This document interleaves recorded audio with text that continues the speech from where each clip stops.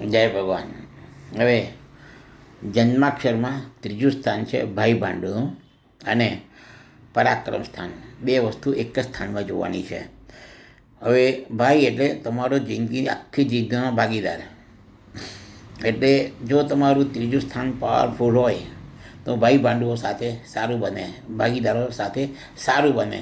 અને જો ઇનડાયરેક્ટલી જોવા જાઓ છો, તમે નાનપણથી ભાઈ, હવે અત્યારના જમાના ભાઈ ના હોય તો શાળા છે, બનેવી છે, એ બધા સાથે, કઝિન બ્રધર સાથે સારું બનતું હોય તો તમારું પરાક્રમ સ્થાન સારું કહેવાય. એટલે તમે મોટા ઉદ્યોગ ધંધાના માલિક બની શકશો.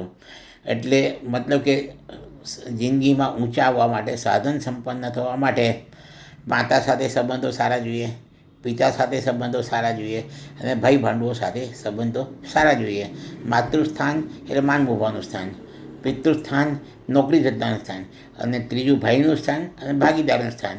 આ ત્રણ સ્થાન જો સુધરી ગયા, આ ત્રણ જગ્યાએ તમે સારા વ્યવહાર રાખ્યા તો તમે તરી જશો અને મોટા ઉદ્યોગપતિ થશો અને મોટા ધંધાના માલિક થશો. જય શ્રી કૃષ્ણ.